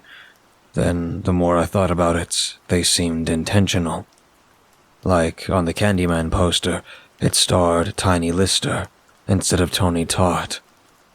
And the walls were painted with the same style of stucco, but the color was a shade or two off. Things like that. They were everywhere. This was more troubling to me than the recreation itself. It's like it was recreated in a bad dream, or it all meant something. I found where the buzzing was coming from, at any rate. It was the computer. It was running. I sat down and activated the screen. Like the rest of the room, the desktop was a faithful snapshot of 1999. Every icon is just as I remembered. I couldn't find anything running out of the ordinary. It was like being transported to the past. That's when I noticed the one thing out of order with my desktop. An icon way in the corner, almost off the screen, called Milk and Honey. I never had any such file. I'm sure of that. I started moving the mouse up to it. I felt strangely afraid to open it. Before I could, the radio started blasting again. My heart almost stopped. I looked behind me, expecting the worst. Nobody was there.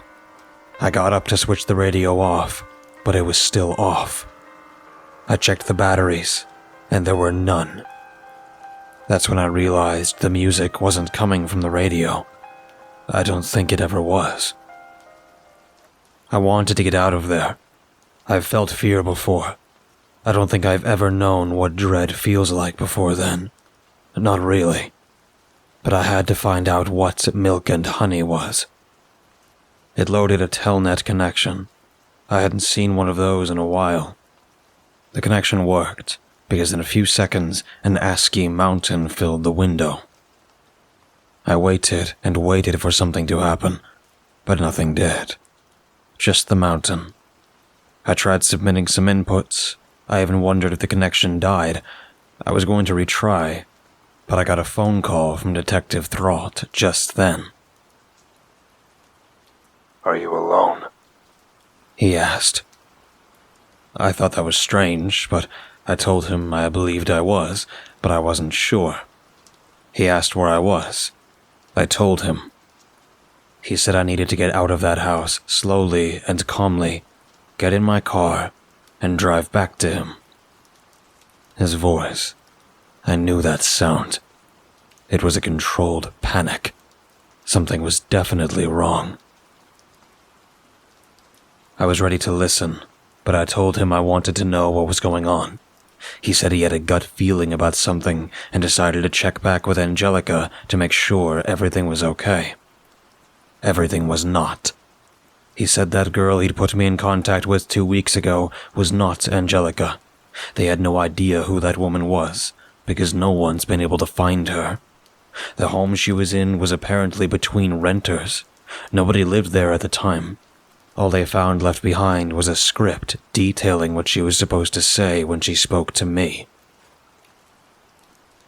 I was speechless and confused.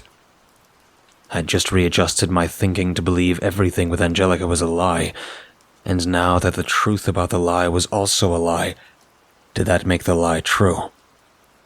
But it got worse. Detective Thralt said he contacted Angelica's family again and asked more questions. A lot more. She had every message I ever sent her printed out. Pictures of me, a map of my hometown, a doll. He said in some of the pictures I was clearly sleeping. Did I know of any such pictures? I couldn't speak. He took my silence for a no, and he was right. There's more, he said, but you have to get back here now. Calmly. I thanked him and prepared to do just what he said. That's when I noticed more had happened on the telnet screen. There was a question. Are you alone? Is that you? I asked, but the detective had already hung up. I didn't really think it was him anyway. I'd just hoped. I responded in the telnet client that I believed I was alone. As soon as I did, sound started coming from the computer speakers. It came out slow and garbled. This message is a warning, transmitted by dilations after 2100. Break this device. Shut it all down. Get out. Save yourself. I had no idea what it meant, really. I only remembered it because it kept repeating, so I was able to record it. Other than that, I couldn't find anything strange in the computer. I unplugged it from everything anyway, just in case. I got up, ready to calmly exit like the detective said. I would have been okay, I think. But I saw something. Something that froze me in place. There were strands of dark hair flowing from under the bed. I just kept staring at them. Mentally, I needed to make sure I was seeing right, that it wasn't just threads. It was dark in that area, after all. My eyes adjusted slowly, and I realized I wasn't just looking at hair. I had been looking right into someone's eye for half a minute, and whoever it was had just been staring right back the whole time. I screamed and I ran, jumping several steps at a time out the front door. Sure, it wasn't my proudest moment. What matters is I lived. I don't know who that was. I don't want to find out. Knowing I was being watched that whole time, it still felt like the eye was on me. That pretty much ruined my memories of that place forever. There was just one other thing to do in town while I was there. The Egypt. I don't know if I disconnected the whole by unplugging that computer, but I still had to face the Egypt again. When I got there, the parking lot of the post office was completely empty. I parked in the back, in front of the filthy old windows of what used to be an internet cafe. I didn't even have to break in. The glass in the door had already been busted. I just had to reach in and unlock. My hand started tingling as soon as I reached in. I kept expecting someone or something to grab my hand. When I got in, I was shocked to see it hadn't really changed at all. Computers everywhere, a sign-up sheet on the counter, and no one there. I started hearing some low voices. As soon as I did, I looked around for a place to hide. The voices continued, distant and muffled. It took me a moment to recognize my own voice. It was the conversation I'd had with Angelica, the part where she told me about being seen in places she'd never been. It was coming from one of the computers. I got closer to it, and I could see something was up on the screen. I knew what it was right away. The animated skeleton gifs and links to conspiracy theories and Heaven's Gate. Yeah, it was my homepage. The one that was deleted almost 2 decades ago. I never thought I'd see it again. But why? Who put it there? On another computer, I saw a video of a middle-aged couple staring into the camera, like they were watching me, and a little girl peeked over their shoulder. The woman said, "I choose you." And the man was shaking his head slightly. He looked frightened. Then, another computer started playing a song. I recognized the sound again. That made me click. I just walked into a trap. I had to get out. But I couldn't. These people started coming inside. I hadn't even heard them approach. A middle-aged woman with long, black hair, well-dressed. An older businessman, it looked like. A rough-looking homeless guy. More and more people crowded in without saying anything. They were moving toward me. I tried to talk to them, but their faces were blank, emotionless. They didn't seem to hear. I ran into the bathroom and closed the door behind me. It had a simple turn-the-bolt lock, so I locked it. I pulled out my phone to see if I could get the police, but there was no signal. I started hyperventilating and had to catch myself against the wall.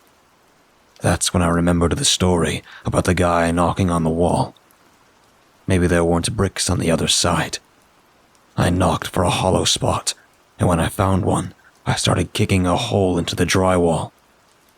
I tore the rest of the hole open with my hands. There was space back there. I used my phone's flashlight to look inside. The space was about 2 feet in width to the brick wall. I stepped inside. There were tons of floppy disks stashed in there. It was crazy. I heard those people breathing outside the door. They weren't trying to open it or beat it down. They were breathing heavily against it. Then I saw something moving under the door frame. I thought it was a finger slipping under, maybe trying to grab a shoelace or something. But it was too pink, too wet.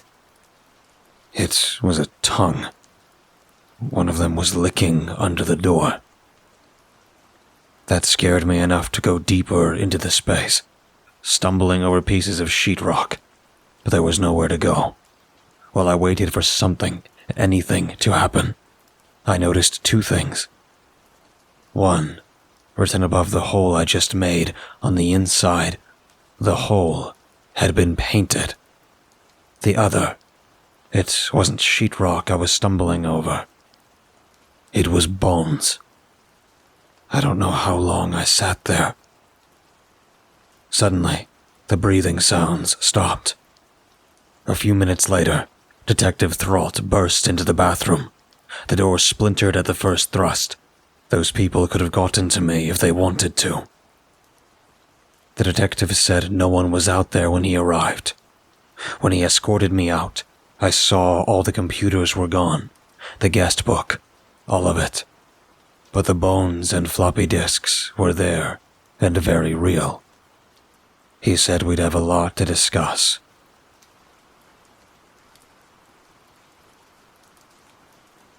After I got away from the police station, I came home and settled down to try and relax. Anything to rest my nerves. Just as I settled, I got an email notification on my phone that said, "Please look," and provided a link. I didn't recognize the number, but since the link was to a Guelph University page, I figured it was Ben. Advertisements. The link brought me to the webcam that Ben found weeks ago on the Gopher site. I was regretting my decision to trust it already. Why couldn't they just leave me alone? The frames kept updating, but nothing was happening. Until, with one update, I saw the trunk of my car was opening. When the frame opened 4 seconds later, The trunk was fully open, and someone was hanging half out. I guess I was mesmerized, because I just kept watching, waiting for the next frame update. Whoever it was, he was standing at my door. I went to my front door and looked out the peephole. No one was there. I looked at my phone again to check the webcam. Someone was, or should be, standing right in front of it. Maybe it was something that happened in the past. I looked through the peephole again, and it was blocked. It took a moment to realize I was looking right into someone's face. An awful, hate-filled face. I took my phone with me to my office and locked the door. I heard my front doorknob rattling and then opened. I knew I'd locked it. Whoever it was walked purposefully right to the office, like they already knew where I was going. I didn't have much confidence in the lock. I expected the door to fly open immediately. Instead, I heard a weird, distant voice, just like when I spoke to Ricky. It was like the weather radio was turned to the wrong frequency. "Why did you leave?" It asked. I called 911. I heard the operator pick up, but I couldn't speak. The door opened and this person walked in. His face was hazy, but it was familiar. He had some kind of weapon. He forced me to get on my computer and go to the hole. He walked me through each step. I didn't have a choice. I did it. After all those years, there it was. The same bland page that seems to do nothing, but I could feel it like fingers poking in my brain. It was like I was still in my office, but that guy was gone. So were other things. I could see things that were already there, but weren't really there. It was all the same, but just a little different. I was still on the phone with 911, I realized. I tried to tell the operator that the man was gone. Nothing I said was coming out right. I kept telling the operator that I thought I saw a pussycat. And the operator was telling me, "That's the captain. He's a jackal, and he's not happy with you." Have you ever heard of freaking? Someone asked. It was distorting, but I knew right away I was looking at Ben. And I wasn't at home. There was a guy standing with Ben that I didn't recognize. I asked if it was in Guelph and how I got there. He assured me I was in a motel in my hometown. He didn't trust technologically facilitated communication anymore, so he came all the way to talk to me. And he introduced his associate as Milky. He found him holed up in a Catholic commune in rural Ontario. They said I was in serious danger. Milky spoke then. His voice was slurred. He was aware of it, because he apologized for it. He went on to tell me what happens to him. He said he'd been a part of this hacking community for years. Nothing for profit, just good old-fashioned mischief. They especially liked digging with fringe and religious groups. They started on IRC. When www became the thing, they migrated to a web forum. One day, a hidden link appeared on the forum. Other members tried to scrub it and insist that no one touched it. One of the guys on the forum, one of their oldest members who fled to the Soviet Union back in the 70s, said he knew what it was. It was studied before, and it was never, ever supposed to be available to the public. He'd seen what Stalin could do, what murderers could do, and he wasn't scared. That was life. This thing scared him. It sounded like a put-on. Milky said this guy had a healthy sense of humor, but the guy swore it was real. He said it started way back when the first computers were being networked. The electrons and other particles that are brought together and herded about in making these connections leave empty spaces of nothing where they were. It's like an anti-net, and the more and more we connect all over the world, the more this emptiness grows. And what's so scary about that? Someone on the forum asked. And he replied, Just because it's an empty space doesn't mean there's nothing in it. He won't elaborate on that, no matter how much they tried. He'd only tell them he'd seen it for himself. Milky figured the guy didn't want to make them curious about it. That failed. He was very curious about it, more than ever, so he clicked the link.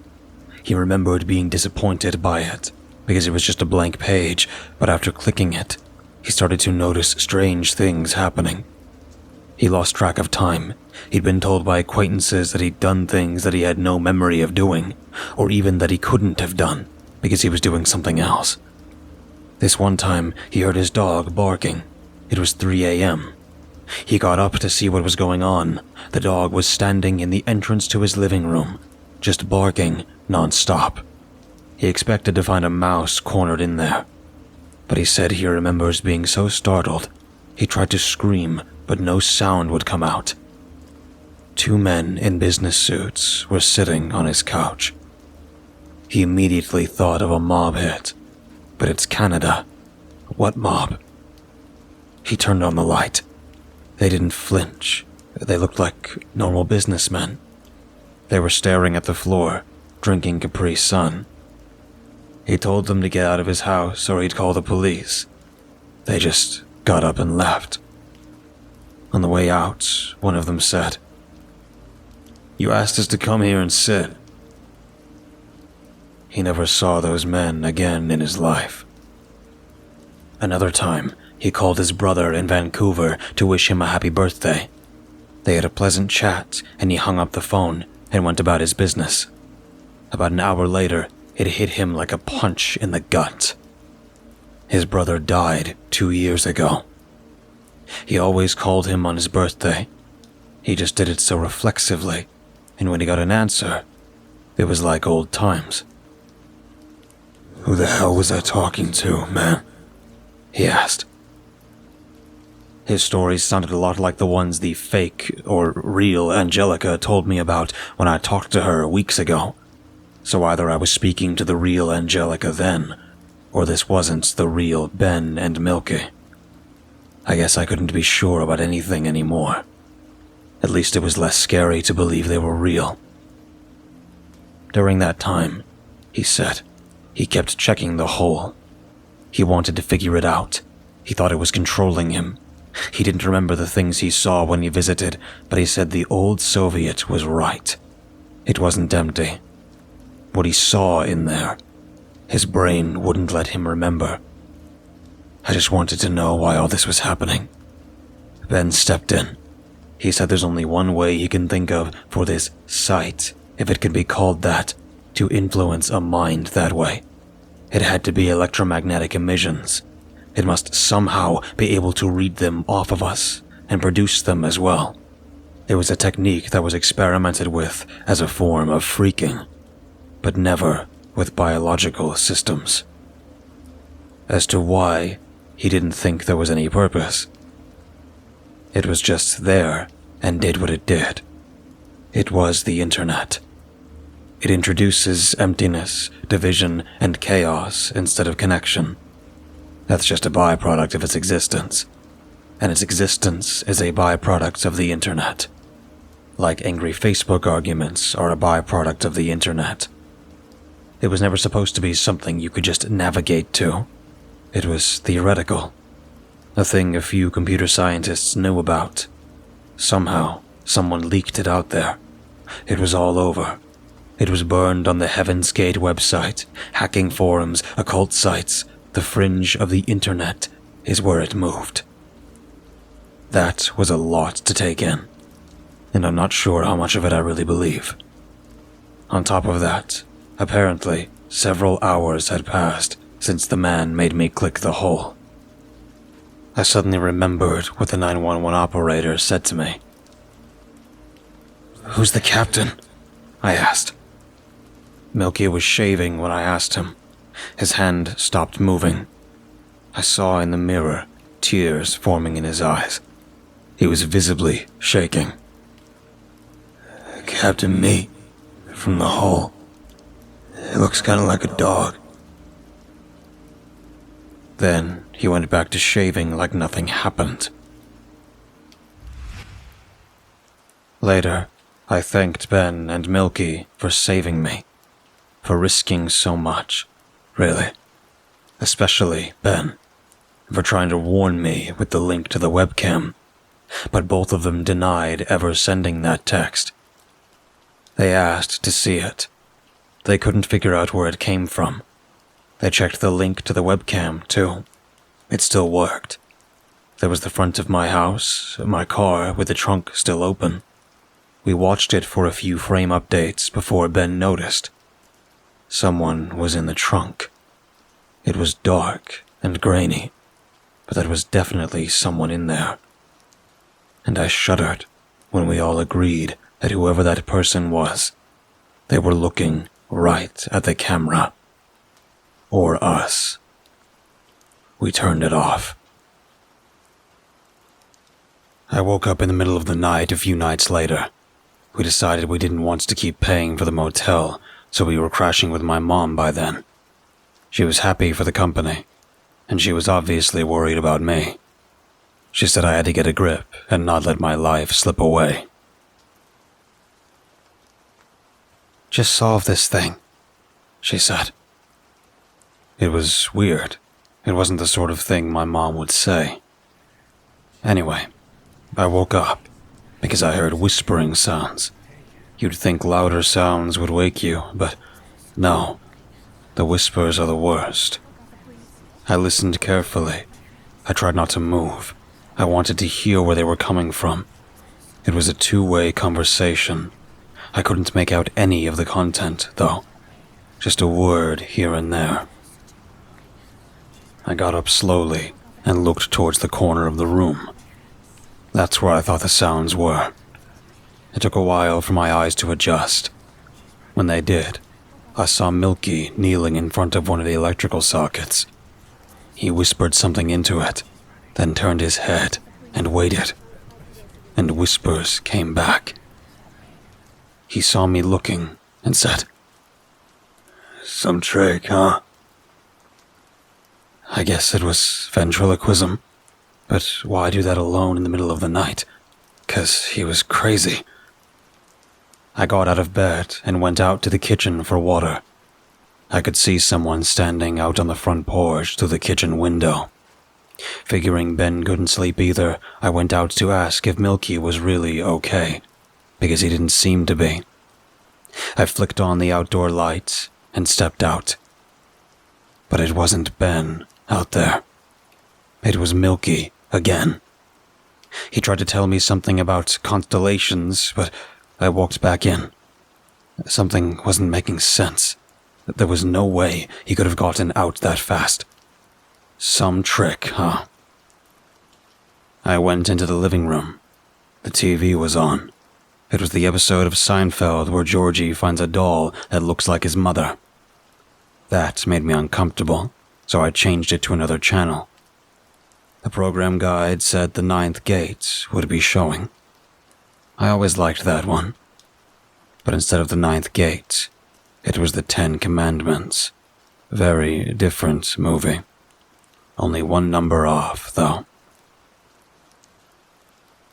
Seeing Heston's Moses picture with the Egyptians struck me. I never did get to speak to Holy Moses. I let myself be distracted, chase it off, or both. And everything happening just seems to be getting more and more filled with coincidences and connections that weren't adding up, or adding up too well.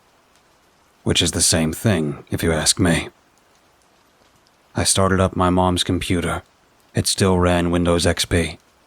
It was my dad's computer, and she didn't like change. I had to download MIRC. As soon as I did, I connected to FNet. This time, I was going to talk to him. He wasn't hard to find, just a who is, and there he was. In at H1N1. He was the only one in there besides me. Not a lot of bird flu fans, I guess. Before I could send him a message, an email notification appeared on screen. I guess Mom had it on auto start. The notification caught my eye because it said it was from Detective Thralt. Subject: information requested. I shouldn't have. but since it was from the detective, I felt it had to concern my situation. I clicked on it and read. As we discussed, here's the documentation on the dental records with the doctor's signature.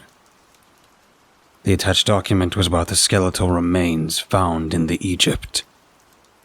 I felt a sudden wave of horror, because I thought I knew what was coming. Dad's bones somehow got in there. But I was wrong. They matched the skeleton up to my dental records. Mine. I don't know who that man is, He went on. but he is not your son. That was just absurd. I knew my own mother, for God's sake. I thought about deleting the email, but that wouldn't do any good. Then I started piecing things together, wondering if maybe I really was dead. Or maybe I was an imposter, and that's why I had memory lapses. Then I remembered I was just about to message Holy Moses. Why did something always happen when I was about to message him? It had to be a trick. I went back to IRC and sent Holy Moses a message. Who are you? No response. I got a sudden message from U4728 for you. Do you know where your mother is? I ignored him. I sent another message to Holy Moses. Do you know what's going on? No response. U4728 for you messaged me again. Are you sure she's okay? I took a chance on what I remembered from Angelica's story. I sent Holy Moses a short message. The letter M. This immediately triggered a file transfer, which I accepted. It was a video file. It downloaded in about 5 minutes. If Holy Moses was as old as they claimed, this video would have taken a day or two back then. The video was called Freedom.mov. Milky came in from outside, stood a few feet away from me, and stared at me. That was unnerving enough. Then the pantry door started to open. Ben stepped out. He had to have been sitting cramped in there all that time.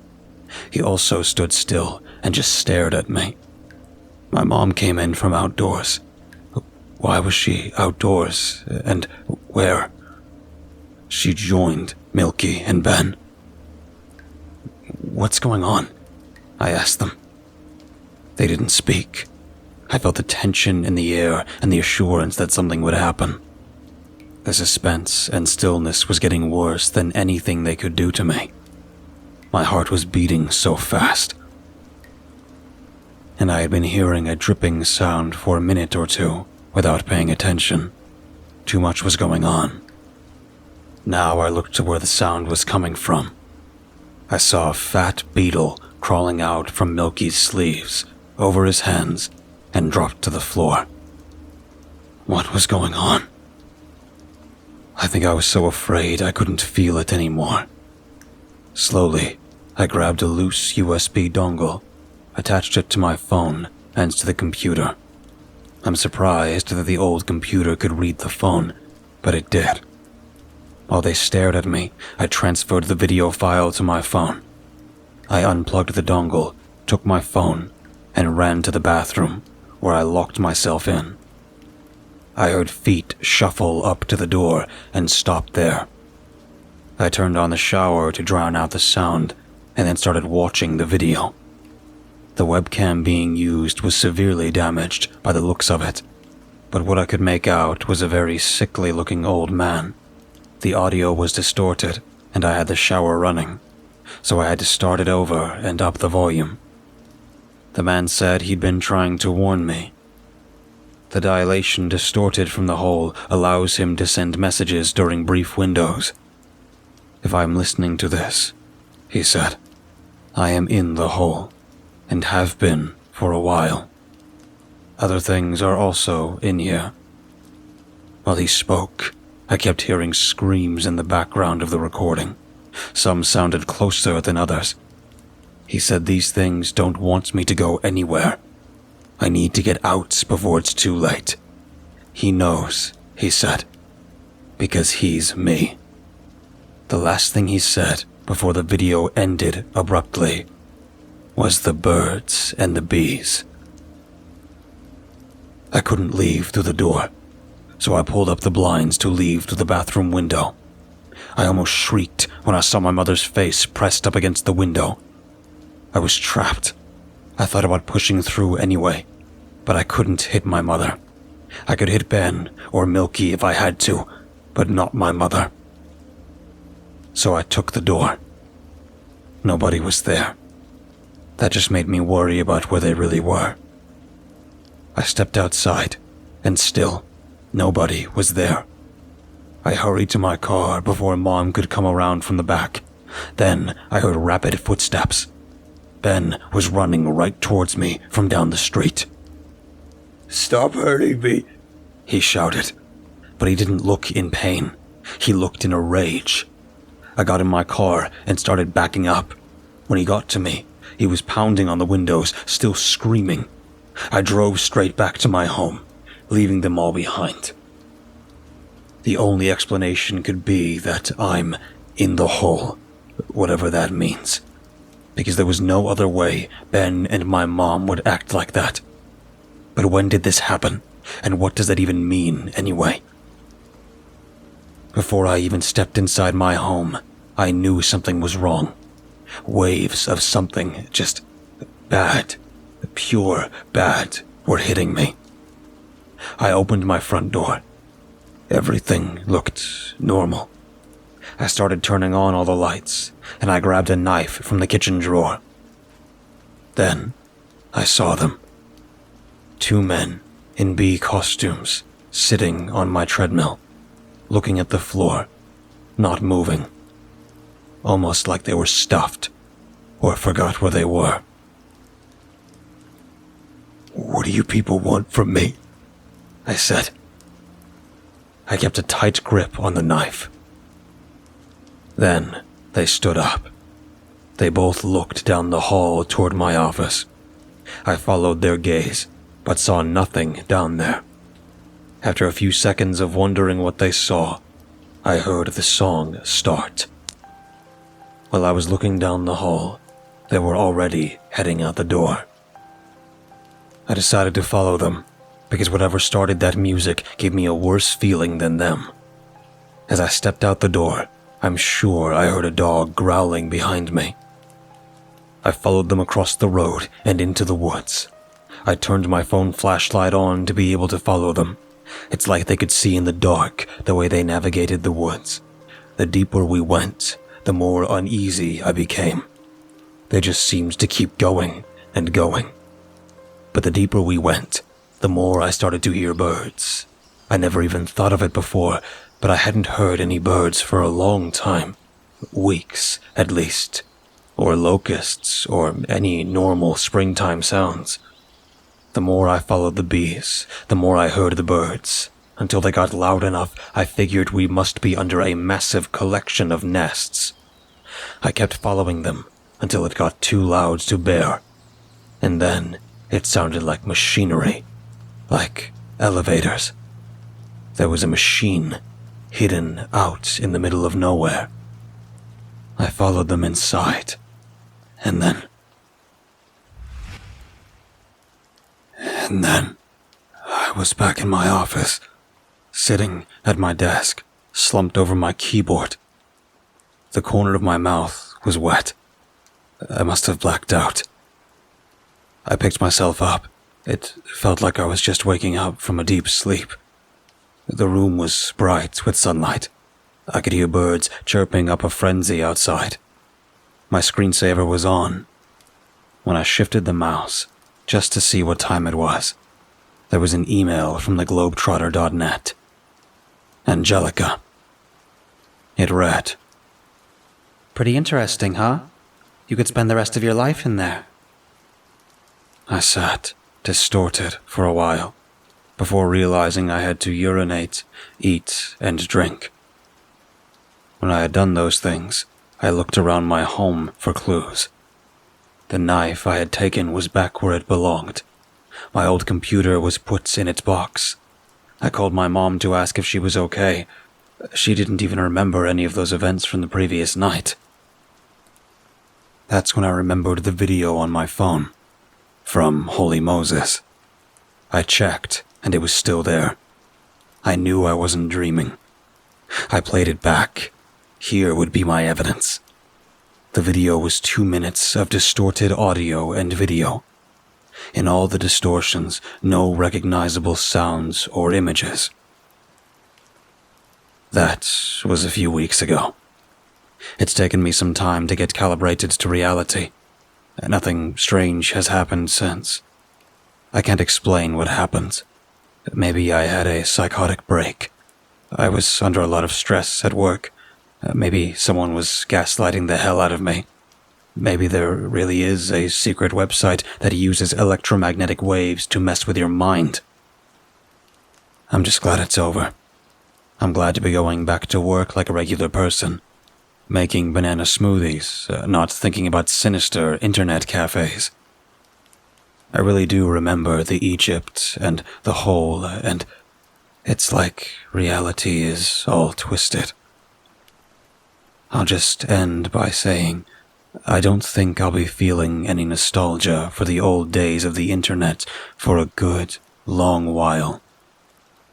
The only problem I'm having is, whenever I'm trying to sleep, I keep remembering the whole nightmare and asking myself, am I still inside?